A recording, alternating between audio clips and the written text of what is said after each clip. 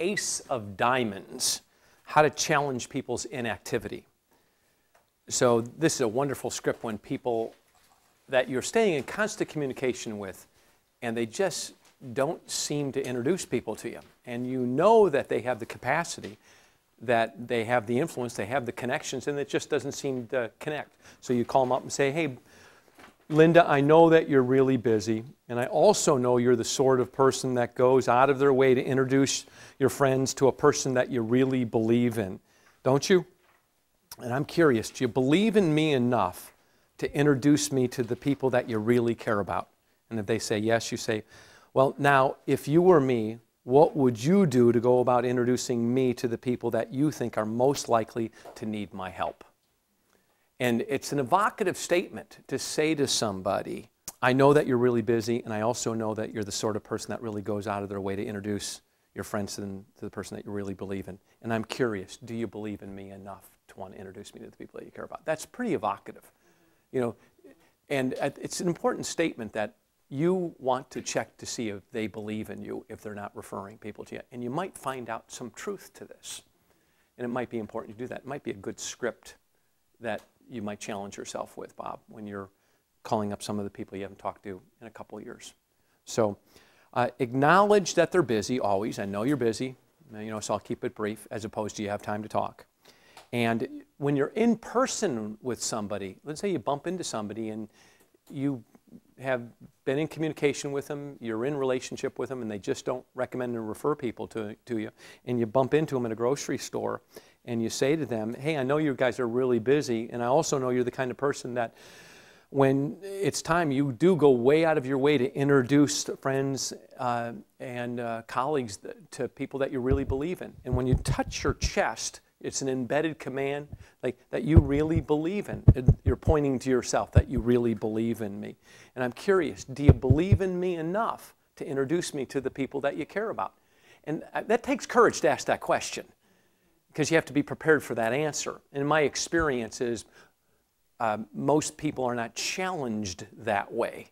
So it challenges people to really look inside and go, yeah, well, I believe in you enough, I just don't know anyone. Well, if you were me then, what would you do to go about introducing me to the people that you think are most likely to need my help?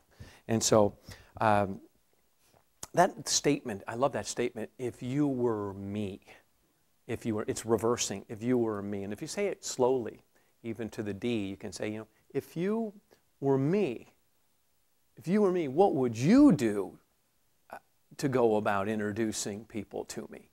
And it causes a person has to move out of their role into your role and have to think from your position. And many times it'll give you a pretty interesting answer. The dialogue will generate a referral conversation. And it's okay, you know, to say things like, hey, if you were me, what would you do to introduce people to me that needed my help? Do you have time right now where we could brainstorm this? Talk a little bit about different ways that you can let the people that you really care about know that you're one of my clients. And sometimes when people are inactive, it just needs a conversation. I was with Tom Cook up in Canada at Strategic Forum, and we're getting ready to do a main event in Toronto in June of 2009. And I was talking to Tom because Tom has not referred many people to us because he really hasn't had a place to refer them to because we don't do main events up in Toronto. And so I approached him and I just said, hey, Tom, do you believe in us enough to introduce us to people that when we come up to Toronto? And he goes, oh, absolutely. I go, well, so if you were me and you owned my company and you were bringing the main event up to Toronto, what would you do to make sure people were introduced to us? And he said, God, I'd do a lot of things. I said, well, can we brainstorm for about 20 minutes right now about different ways to get people into the main event when we get up to Toronto? And it's the same dialogue.